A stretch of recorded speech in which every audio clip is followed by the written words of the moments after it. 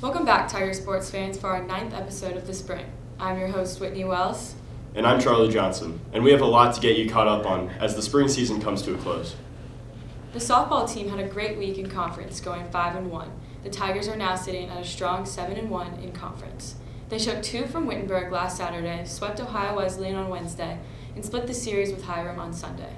Sophomore Katie Mathis had a good week, collecting 8 hits and driving in 11 runs. Freshman Megan Asher pitched well in the 5-4 win against Wittenberg, striking out 6 while only allowing 2 earned runs through 6 innings. The baseball team had a rough week in conference play, going 0-2 against Worcester. Starting pitchers Michael Vallone and Pierce Redino turned in stellar outings as the Tigers were unable to pick up a win. They came back strong on Wednesday, however, taking a short trip west to take on the Fighting Engineers of Rose-Hulman. This was a true team effort for the Tigers, as 8 different players recorded a hit and 6 pitchers threw. They head to Gambier, Ohio on Saturday to take on Kenyon. The men's lacrosse team had a strong showing versus Hiram last Saturday, winning 18-3. Connor Gibson and Jack Flynn led the way, scoring 5 goals each in the big win. The Tigers dropped a close one on Tuesday against Wittenberg, losing 9-7. They dropped to 7-8 overall and 2-5 in conference. The men's and women's golf teams will compete in the NCAC Conference Championship this weekend at Westfield Country Club in Westfield Center, Ohio. The men's tennis team will also compete in the NCAC Conference Championship right here in Greencastle. Good luck in your championship games, Tigers. We now go to Joey Webster for our TSN Game of the Week. This week's TSN Game of the Week is the women's lacrosse game against Wittenberg. The Tigers got out to a big 9-2 lead after the first period and never looked back. They now stand at 11-3 overall and 3-2 in the conference heading into their final home game versus Kenyon. Lone senior Bria Randolph had an excellent all-around game, assisting on 4 goals and scoring 5 of her own. Grayson Campbell had 5 goals and Marley Heitman had 4. Our very own Margaret Booker got the chance to sit down with Bria to talk about the game and her amazing career at DePauw. Hello, Tiger sports fans. My name is Margaret Booker, and today I'm joined with DePauw women's lacrosse standout, Bria Randolph. Bria, thanks for joining us. Of course. So before we begin, can you tell us a little bit about yourself? Yeah, so my name's Bria Randolph. I am a senior women's lacrosse player. I play a tag and I dabble a bit in the midfield. I'm from Baltimore, Maryland, and I am a sociology major. I am also affiliated with the Greek life here in Panhellenic. Wow, very involved with everything. So some people might not know this about Bria, but she was actually originally recruited to play basketball at DePauw by Coach Huffman. So can you tell us why you decided on lacrosse instead of basketball? Yeah, so I don't really know why it happened. It was kind of, and I've mentioned this before to a couple of people, but lacrosse was like very impulsive, like to continue to play in college. I started playing lacrosse when I was in 6th grade. Same with basketball. I started pretty early, but I was like really set on basketball. Like I played AAU and like did all that extra stuff to intentionally like play in college. I chose schools based on where I could play basketball. They were all D3, and so DePauw happened to be one of those. And so I got here and did everything I was supposed to do. Had my meeting with Coach Huffman. Like everything was set. I was going to like try out for the women's basketball team here, basically.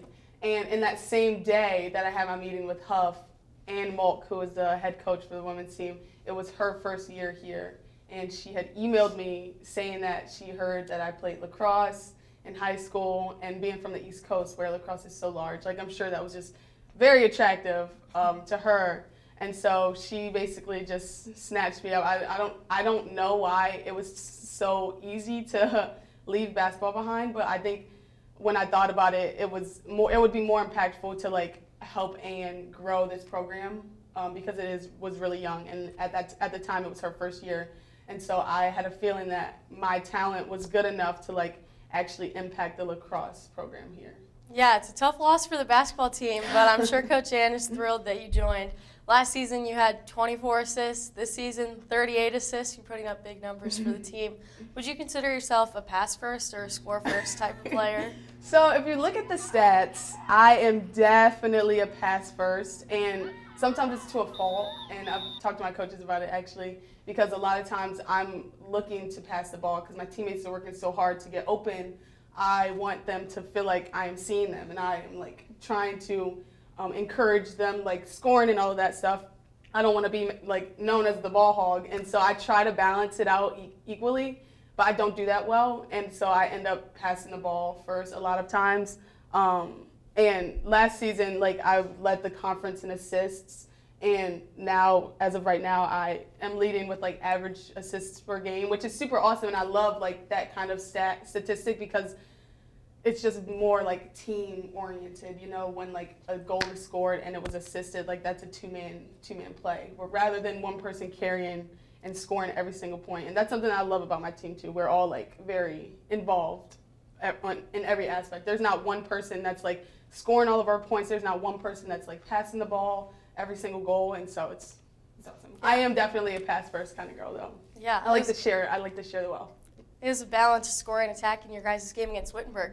25-4, you pounded them. You had 5 goals and 4 assists. How did you guys prepare for that game? I mean, just the usual, like, scouting Wittenberg, watching a few games that they played, some of their film, just to get a grasp of, like, what kind of defense they play, how their attack is, what is it like on transition in the midfield. And so even just watching their film, it didn't seem, I mean, visually, it didn't look like too much of competition, considering, like, the teams in our conference are, like, really, like, athletic and, like, super good. It just does do the right things well.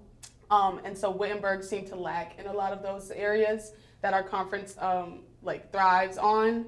And so I think in preparation for our game, it was very much, we didn't want to doubt them, because even though we knew that we were the better team going into the game, we didn't want to get over ourselves and too cocky where we can't do what we're supposed to do in order to win. And so the prep for the game was as usual, business as usual. That's what we like to say. Yeah, you had a great game that game, and obviously you bring a lot to the table on the field, but you're also the only senior on the team. Yes. So how do you feel that leadership role? Like, is it difficult or is it easy? It is probably up there with like the hardest things in my life. Honestly, it's been like very fun. Don't get me wrong, and I've learned so much about myself and about like being a leader, myself as a leader, but myself as an individual as well. And so being the only senior has been hard at times, but I really appreciate my teammates for like not making me feel lonely in my role.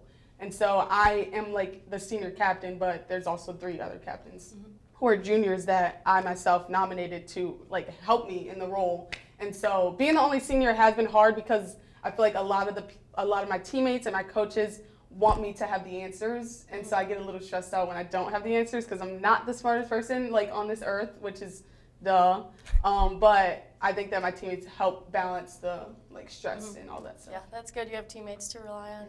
So aside from leadership, what do you think is your most valuable thing you bring to the team? So if you ask my teammates, they would say that I am so funny and I just make them laugh all the time, which is so true.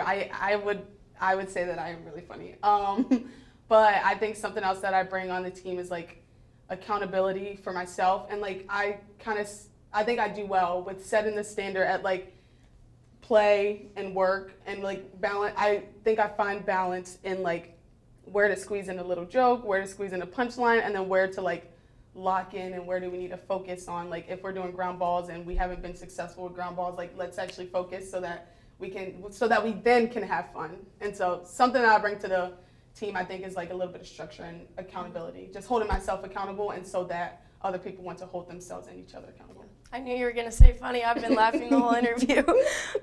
So with that being said, you guys only have a couple games left this season. You play Kenyon this weekend. Yeah. So what can we expect to see from you guys?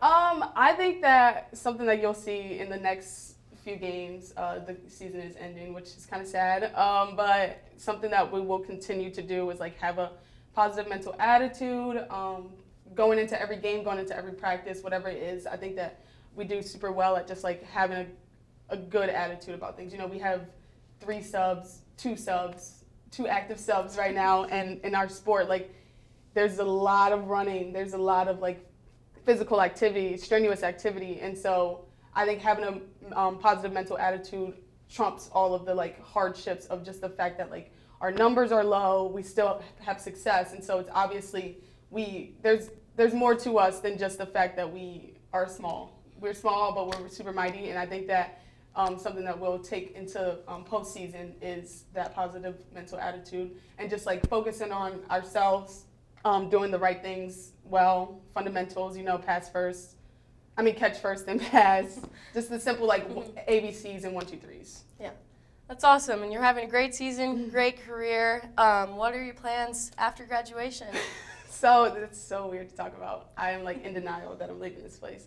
But so after graduation, I am from Baltimore, Maryland. I said that already. But so I'll be working in DC for this nonprofit organization called City Year, where I'll be like working inside of a school. I don't have my assignment yet, so it's elementary, middle, or high school, where I'll be an in-class like student mentor, kind of a teacher's aide kind of vibe. But yeah, and then I plan to go to grad school later to get my master's in social work, and so in between I'll be working in school because I want to do school social work. That's exciting stuff. Congrats on getting the job. Thank you for joining us today, Bria. Thank you so much for having me. I'm Margaret. This is TSN. Back to the studio. Thanks, Margaret. And that will do it for this episode of Tiger Sports Nation. Once again, I'm Whitney Wells. And I'm Charlie Johnson. And as always, roll Tigs.